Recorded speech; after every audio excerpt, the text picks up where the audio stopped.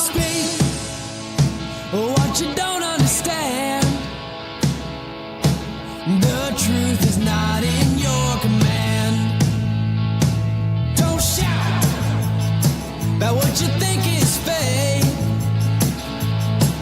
The decision isn't yours to make. Don't lie about the way things are. Tall tales will take you very far. Don't scoff when they say it's the end. In this life, you know you can't pretend. Hey, good morning, everyone. It's Mary Ann from the New York City Organization of Public Service Retirees.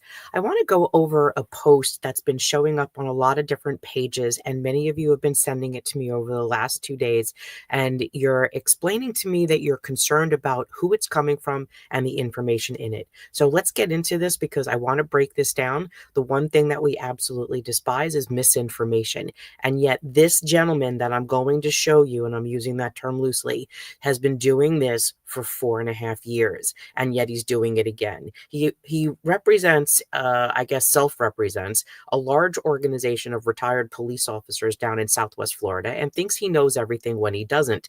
So let's break it down because I think it's important that you get to understand exactly what the problem here is. So you'll see I highlighted this in mostly yellow so that you see some of the issues of which I have. The gentleman is, he goes under the name of Bill Mack, but he has multiple screen names. And the page that this was sent to me from was, oops, let me go back up a little bit, is called the NYPD Retirees Medicare Advantage Information Group. And he started this back 4.5 years ago. He says there seems to be a large number of people that have no idea what's going on in the non-Medicare healthcare plan changes that'll take effect in January. Well, he's right. And he's absolutely one of those people. So he's like the hair club for men. This includes him too.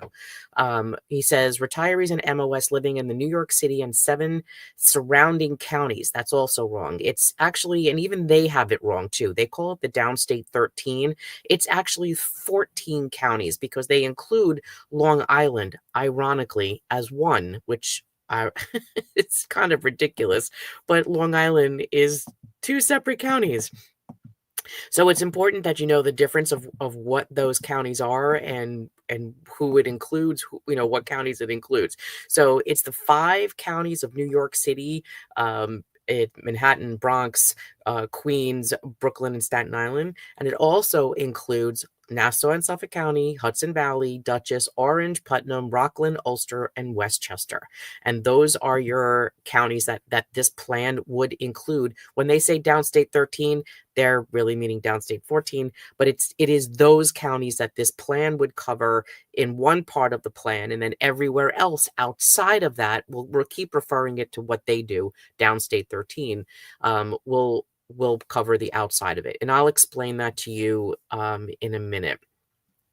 So he then says that in New York City and the 7 counties will be keeping Emblem for their doctors, but will now have United Healthcare for hospitalization. That's wrong too. Emblem will now be taking over all of the healthcare for that downstate 13, your 5 boroughs plus your other out surrounding counties that I just listed to you. He says copay, the plan will remain premium free, which is true, but I can't tell you for how long because that's part of the redacted part, if it's even in that or not in a side letter in which they haven't shared with us. As we keep telling you, one of the things our organization was fighting for was called transparency. The issue we had with that is that transparency, we weren't being given the documents or access to the documents to tell you what provides any proof that the plan is available for premium free for the 5-year term and that copays will not be changing during that 5-year term. No one has said that. So I will also be providing a chart. If you go to our website, actually, we do have this information up there on the pre-Medicare retiree active worker page, and you can see the cost and copays because they will be different depending upon where you live and if your doctor is in or out of the network. So he's wrong there as well, but that's a whole separate conversation.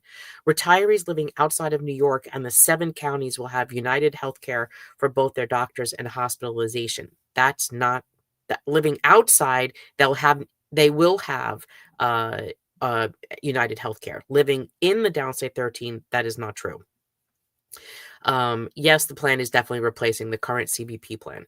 Now, number 4, the contract must be signed off by the comptroller to go into effect. If not, then the new mayor can and will drop the plan. That's not true, because remember, he has the support of the largest unions on his transition board and his operational team. That statement, I don't believe, is accurate. You can't say that because he doesn't know. He's letting his own politics interfere in what reality actually is. Either can walk away and refuse to extend, leaving us a partial if one agrees, or no coverage, or both refuse. That's absolutely insane statement. What would happen is, if any party, either the comptroller didn't support the plan, the mayor could always override it and put it back in place anyway. That's not left up to the comptroller. However, if any party decides to file litigation to request a TRO and it is successfully granted, it pauses the plan. It doesn't kill it. It pauses it. So if that does happen, that is a potential outcome, and it could be implemented again in a couple of weeks, in a couple of months, but that has nothing to do with it. Number 5, any TROs or lawsuits will effectively end this contract. Nope, that's not true, and I just said that. It would now be under the new mayor's responsibility. That's not true either. Number 6, and this is a big one, because Bill has pushed back on this statement, and I want to show you that this is wrong. He says he says the widows and children will be covered, in capital letters, under the health care plan. Page 82 defines this. I don't know what the hell he's talking about page 82, because page 82 of the contract doesn't talk about that at all. If I have that, do I have that on my screen? I do not. Let me see if I could actually pull that up quickly, find the contract, and then I can show it to you. But you could take my word for that. It is not. Page 82 has nothing to do with widows and children. Remember, this agreement in itself is between the insurance company and the city of New York. It has nothing to do with promises that the city has made to you. So that is pure misinformation and nothing nothing more. Proposed contract. Okay, here we go. Give it a second to upload. But I will come back to that while it's loading. Okay. Now, while that is loading, I'm going to continue. He says, it is also in the City Administrative Code 13-253, dependent benefits for surviving benefits and orphans. This is why Bill should really stick to his day job, whatever that day job is, because he doesn't understand what he's talking about. 13-253 has to do with pension, not healthcare. And it provides that pension, and if I still have that on my screen, or did I close that too? Has to do with pension benefits. I can just pull it back up. New York City Admin Code 253. Let's click that. Okay. And share my screen.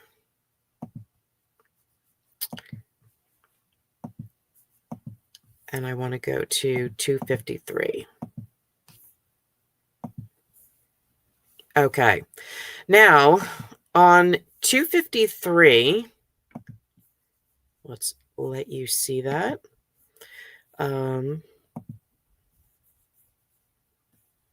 Well, that's still loading too.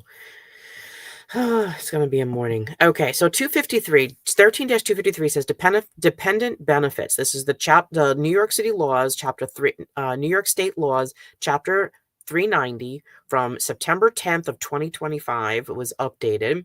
13-253 is dependent benefits for surviving spouses and orphans. This has to do with pension benefits, not health care.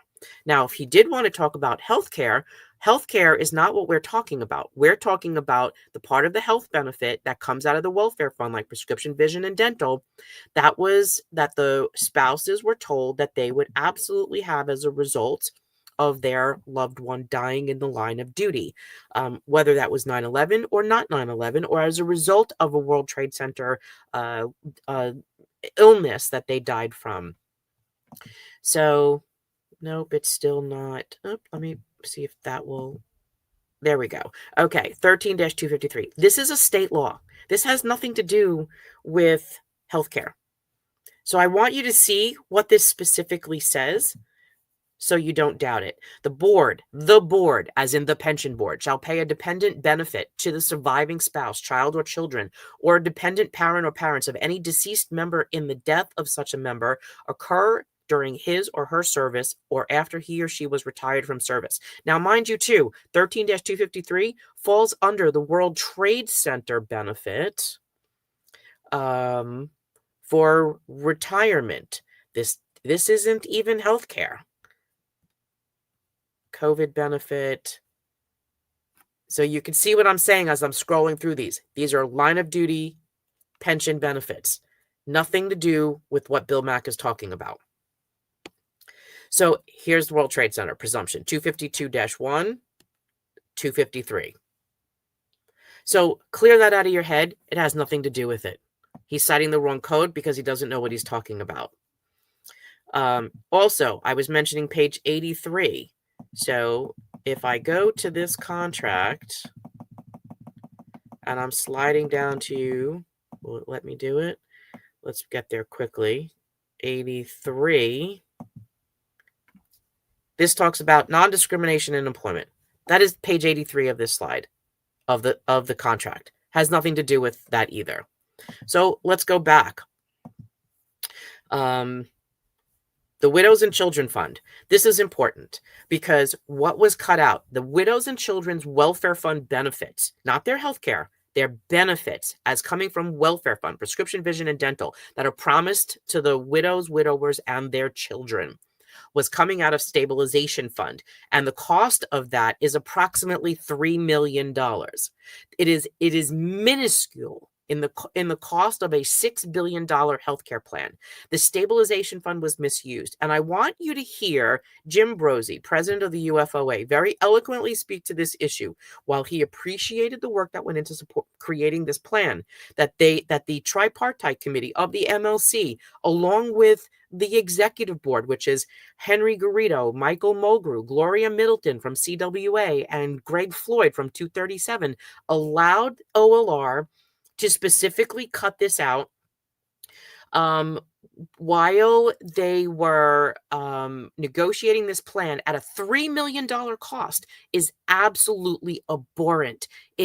Jim will describe it in his speech as a deck chair off of the Titanic. All it was a small cost in the grand scheme of things.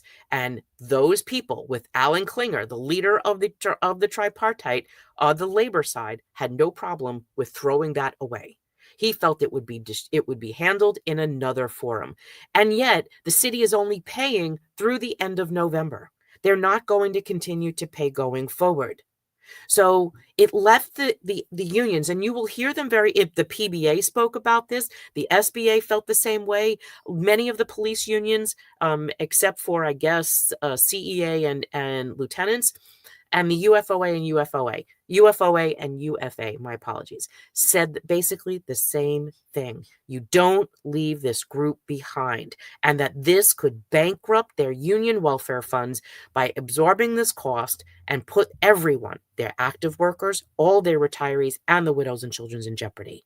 And the tripartite could have made sure that the city rolled that $3 million cost into the welfare funds. And I'm going to let you hear Jim talk about this. So bear with me because it's a couple minutes worth of audio, but I want you to hear it.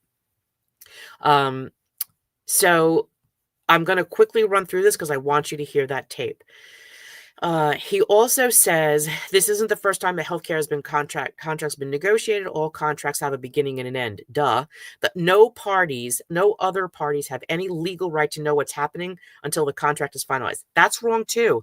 So under the 1992 MLC agreement, the city must negotiate healthcare with the unions. Also, healthcare is a mandatory subject of bargaining for anyone in a union in the city of New York. It is a mandatory subject, meaning it must be negotiated with the members of the union and the city. And that's where a transparency issue also lapses.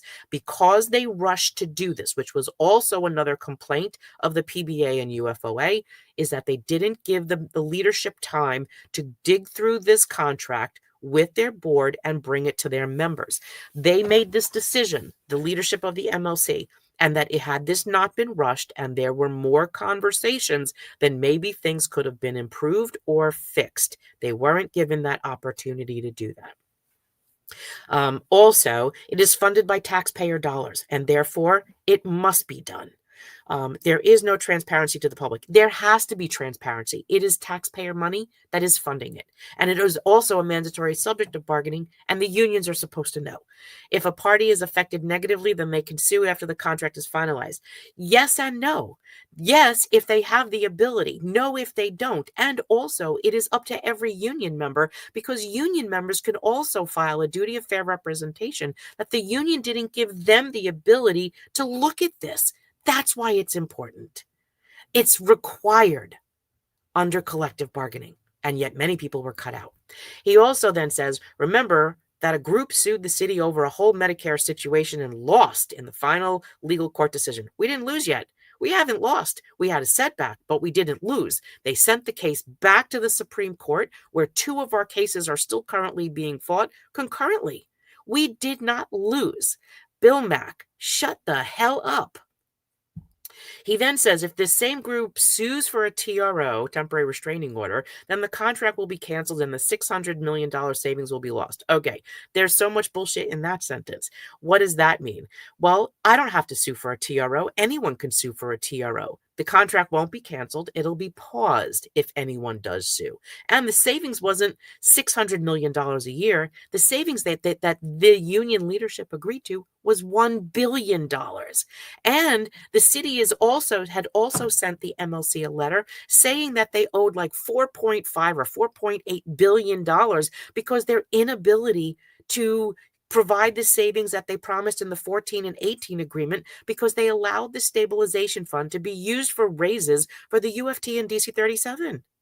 They misused the fund that was supposed to pay for your health care. He then says, if anyone has any questions, please reach out to any moderator in the group for assistance. I mean, how sad is that? He doesn't even know. He doesn't even have the right answers. And he wants you to tell people come to us and talking about it. Hey, crazy mom, whoever the hell you are, I'm not doxing people. His name is on this post, and this post is all over Facebook. And if you don't believe me, I'm showing it to you. It showed up right there, and I created it as a PDF. When I got that 4 times in the last hour, it's important to straighten it out, because people's lives are dependent upon factual information. So, yeah, he's not a wealth of information, Brian Killeen. He's actually a purveyor of disinformation. So I do want to share with you a statement from a union leader who spoke on this exact issue on welfare fund cost and the UFOA, which was, he also made reference to the PBA who had spoken previously before him.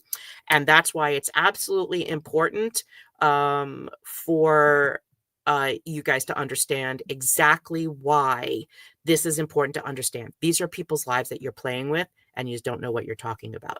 So I want to pull in the video. Oops, let's get rid of that. And let's bring on the audio I want you to hear from the MLC meeting where they actually talk about this specific issue. So this is our page, our homework page of our website. And this is Jim Brosey. So Jim very eloquently spoke about this issue of the widows, and I want you to hear it.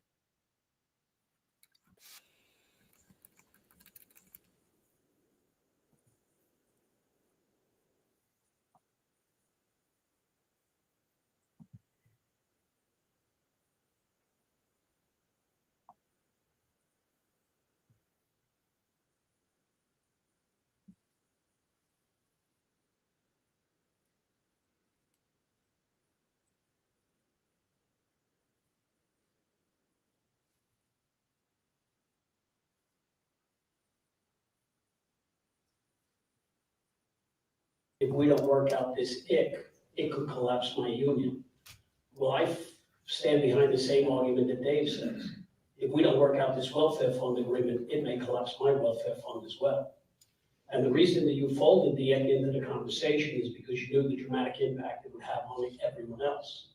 And as Tom mentioned down there, within the absence of the stabilization fund, how will I even determine whether or not we're meeting our objectives? I know we're going to have meetings, but the city has not proven itself to be transparent, and the companies that we deal with aren't necessarily going to show us these larger savings that are so measurable that it'll enhance an individual benefit for just a handful of people who will be killed by this decision. So realistically, when I speak to the OLR and I say, hey, we need you guys to pay this benefit, it's $500,000 annually just to my union. But collectively, I bet you through all of these unions, in comparison to the $1 billion it saves, it is well within the affordability of what the city can put aside, and should have been folded into this agreement based on the significant impact it would have on us, our members, and the families the city chose to make whole. And yes, there are a million reasons how people make these stabilization fund agreements. I'm pretty sure the uniforms got into the 2014 agreement under that enticement. This was added into that agreement when we decided to cough up that money for raises so that the city would be able to backstop them. And so one of the enticements was that they would consider paying those welfare benefits. The problem is I'm in this for 11 years. And unless the city's going to take responsibility of sending out a letter and telling these widows that they're no longer whole as widows or widowers, that the city is no longer going to make them have the same benefits at the time of retirement, then either we're going to have to absorb that cost, or we're going to put a burden on people who have already shouldered a pretty significant burden. And for those reasons, and even the absence of getting a firm agreement that it will remain, and not in perpetuity, we're only asking for it to remain for the duration of this agreement. If it is contingent upon the arbitration because we don't want to create prejudice, then they should put something in writing contingent on the arbitration. But the fact that we have no assurances, and at the same time somebody says we can negotiate with OLR for these welfare benefits, when? What stage of this agreement will the MLC or will the city come back and say, we've realized enough savings, and then we're going to work backwards? Are they going to pay me retroactively? Are they going to pay me going forwards? Do I need to be 3 years into this agreement before I'm able to flush out some savings in the absence of a stabilization fund that actually measures gains and losses if we truly reconcile it? I don't know. Because in the current system we have, they don't reconcile the plan we have now. So for that reason, I'm with Dave. And I will say this honestly, I do appreciate all of your efforts. I do think that you got as close to mirroring our current healthcare, and I do think you went through great efforts to not only maintain the centers of excellence, but also to give people not only a cheaper option, but to also keep the exact same care, along with expanded care. And for that, I really appreciate that effort. There's some issues I have with rushing it when we went dormant for a year, because I think some of these discussions need more time than yesterday and today, or more time to review a contract, because I think it provides a better dialogue, and it cuts down on some of the naysayers who live in a conspiracy theory about what we're doing against them, and we should never feed that narrative. But for the monetary impact, it's just too much for us to bear, but I say that in appreciation of what you did actually put out regarding the PPO. Something that cost $3 million for a $1 billion savings over 4 years because of its significant impact in the same way it was addressed. That also, because those other things you spoke of, the treatment for the access to psychiatric care, it's dramatically expanded inside the program. Mm-hmm. The diabetic drugs are dramatically reduced in cost because they're more readily available. The GLP-1s regarding weight loss have not even been addressed in this, which eventually will probably start also crippling the welfare funds when we start getting hit with those as well. But for $3 million in $1 billion savings, recognizing how impactful it could be to any one individual union in part of this negotiation, that $3 million, which is a deck chair off the Titanic, should have been folded into this in the same way we were folding up the stabilization. $3 million. Jim, you said $3 billion. What did you say? $3 billion. You said $3 billion. Oh no, $3 million. You said $3 billion. Everybody know. Oh, did I die that day? All right, I said it, and if it wasn't so impactful, we could afford it. But the problem is, unfortunately, we are the unions that, and I don't say this just to 9/11. We we have a significant number of line of duty vets over the course of time and a significant population that lives for a long time with these benefits. And it was a promise to the city, and again, had they not made this promise or conditioned these widows that this is what would be paid for, I think for a fraction of the cost and the overall savings, it's some level of indignancy in OLR to just say, we're not doing it. One, it's the right choice, but two, it is pennies in comparison to what the overall savings are, and it is in line with the same way we're fighting for Rick, because it is too detrimental to any one group of people to absorb the plan.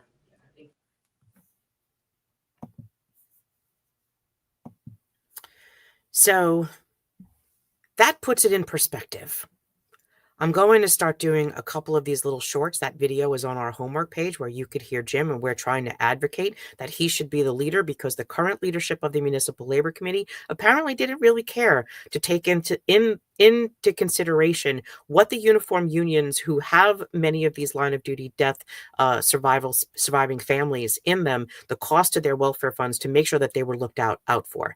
The Municipal Labor Committee is a body that was supposed to work as a part of collective action, something that they should pretty much learn from what the retirees were able to accomplish over the last few years. Hearing that audio puts it into perspective, also lets you know that Bill McMahon doesn't know what the hell he's talking about. And to tell those widows and widowers and those children that they should literally go and fight for themselves is ridiculous. So anyway, this has been a constant stream of misinformation coming from Bill Mack around the internet, from his NYPD pages. It literally made it to our comms team yesterday, and I said, no, I will debunk that like we usually do, and I will add it to our debunking bullshit page, because it's yet another example of the misinformation that someone uses just for clickbait, for people to think that he knows what he's talking about. This program has a lot of good aspects to it, this new healthcare plan, NYCEPPO, and as you will hear some of the other union leaders as the audio comes out, that their concerns are the same concerns that we have had, that this plan promised $1 billion. The union leadership of the Municipal Labor Committee promised $1 billion in healthcare savings, and yet it doesn't say in any of the contract language exactly how that will be realized. And if it doesn't, guess where it's coming from? Your pocket. They're going to increase more prior authorizations. That is going to happen if they're not seeing the money. The first year looks like it'll be paradise. And we've always said this when they come up with these plans, that they've jammed through and rushed through at the last minute. They jam the plan through, they do a quick vote. They didn't let the unions bring the contracts back to their boards or their members or their leadership or their attorney or even their own members. And they only gave them 1 day to review it between 10 and 3, and most only had an hour. That wasn't enough to digest over 200-something pages of contract language that they'd never seen before. And it's important to explain why we're asking for transparency. This is why. Because while you today could definitely get a very good, robust network of providers, if on the back end, the 40 pages they redacted, and hold on, let me see here. Someone said the contract wasn't redacted. Hold on a second. Well, let me see where, okay. I want to hit, let's go back to like page 250. Do you see this? Look at this. Page after page after, do I have it? Did I actually put that? I did. Okay. Of redactions.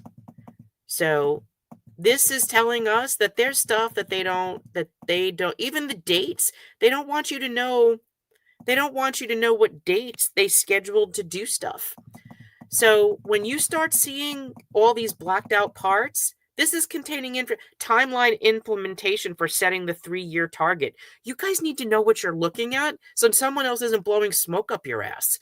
This is information we said we needed the transparency in this. Trend guarantee development, required claim data. Oh, that's another point. Let me share that with you. This contract also requires that 75% of the unions share their welfare fund drug data with the Municipal Labor Committee and the special committee that's going to start looking at claims and denials, and the vendors. Unredacted. That is unprecedented. No welfare fund who is in control. All welfare funds are in control of their members' drug usage, and their data. They don't share it. It's proprietary, and it falls under HIPAA. And what they did for a $100 million savings was this contract requires 75% of the unions to provide that data. Right now, that appears to be sanitation, UFT, DC 37, CWA, and 237. The other unions refused to do it, but don't think they won't be squeezed in the future to let that happen. And they will, because they want to make sure. Oh, hold on. You're not even seeing it. Hold on a second. I want to show you this because you heard me talking about it, but you didn't get to see it. Okay. 20. Well, let me. Oh, it won't even pull up to 250 pages. Let me do it as a screen share, because then you'll be able to see it. This is what makes this. Here we go. Okay, this is the contract. Right now, as you can see, let me see if I move this to the side.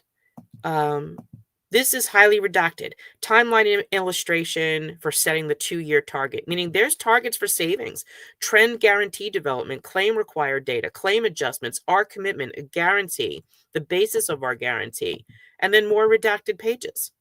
So when you guys don't know what you're looking at, you don't know what you don't know is what we're constantly telling you guys.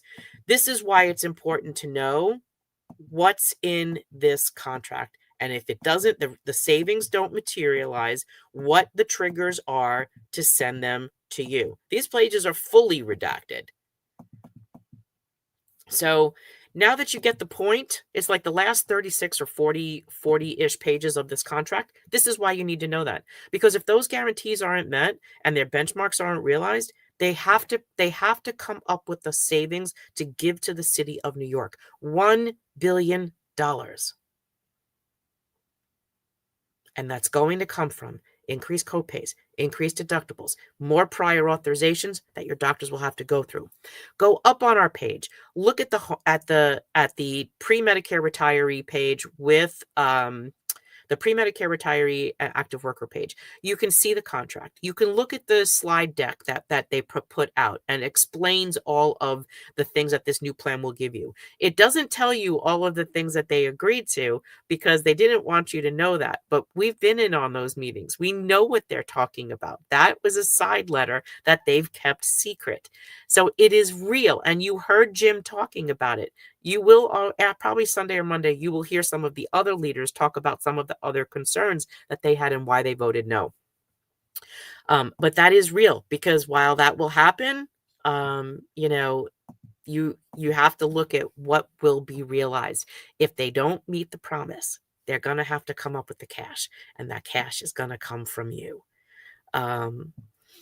Matthew says, additionally, why aren't 100 plus disparate welfare funds being combined to leverage massive purchase power, eliminating security expenditures such as rent, upkeep, utilities? So, Matthew, there's a reason why many of the unions don't want to do that, because many different unions, the different unions use a more higher cost of drugs or different kinds of drugs, and they all don't want to, put that out of their one or absorb everybody else's. And they also are fearful of losing their autonomy in their own plans.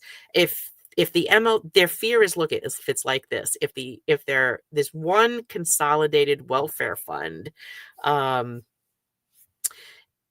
takes away their control like the municipal labor committee does, then they've lost their control. They don't want that. They want to be able to put their members first, and if they're not included, let's say on that weighted vote or whatever it is, then they're not going to have the ability to do the beneficial negotiations for their members, because they don't have a say because of this weighted vote if it continues. And you just saw what the MLC did by making their own decision. 5 unions with the tripartite leader, that's a representative who's also an attorney, Alan Klinger, that that discarded a value of $3 million for a welfare fund benefit that was covering these widows and children and widowers welfare fund benefits. This is what they decided to, because right now, currently, there is no uniformed officer on the MLC e-board, which there is supposed to be according to the bylaws. So that's why it's really important. Anyway, guys, this is absolutely imperative that you understand that what the benefits are of the plan, but what are the potential risks that they're not sharing with you, that were part of side letters, and that you don't, you're not, privy to. That's why it's important for you to understand what's in that redacted part. So while this plan does provide a very good network, and there are additional benefits, like you don't need in this plan the 365 rider because it did include it. It does change the prescription drug rider for those who are purchasing the prescription drug plan through the city of New York. It does not impact anyone who gets a drug rider through their union at this time. It will also, the plan will eventually, they did say, will eventually renegotiate, put out an RFP bid for the PICA plan. So know that that's coming, because right now it only covers what they say injectable and chemotherapy meds, because it can no longer afford to do psychotropic and the asthma medications. So that's why it's absolutely important for you to know, because if they don't meet the benchmarks, it's going to come from you. You will end up having to pay increased costs. We don't think that will show up in the first 12 to 18 months, but going into year 2, you are going to see it, because you see in the redacted parts that the trend guarantees that must be met and what's at risk. And that's why it's important. If it doesn't happen, they're going to get their money one way or another, because look, they had threatened the unions just a couple months ago, and that caused the MLC to sue the city of New York to make sure that the unions knew that they owed them like $4.8 billion from their failed savings agreements. The MLC leadership allowed the stabilization fund to be misused, and yet to this date, the comptroller hasn't answered our requests for transparency in that audit. He was supposed to audit the entire health insurance stabilization fund, and we haven't seen that report yet either. And we made sure he knew that this went far back. This did not just go back to just last year or the last 2018 or whatever year he was going to look at. This went back far, going back to even when Randy Weingarten was here on the 2001 agreement, 2004-5 agreement, 2008 agreement. And even when they created PICA in 2001, it was already having problems in 03, 04, 05, 09, 11, 14, and now it's dead.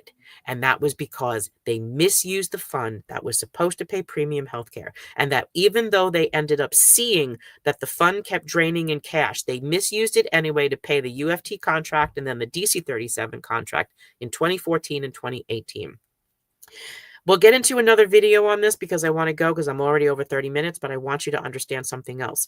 In this meeting that I let you hear, just this part from Mr. Brozzi, that they absolutely said that it was the tripartite's goal over the last few years to basically kill the stabilization fund. All the while, they were telling the city council that they had to force us into Medicare Advantage to save the stabilization fund.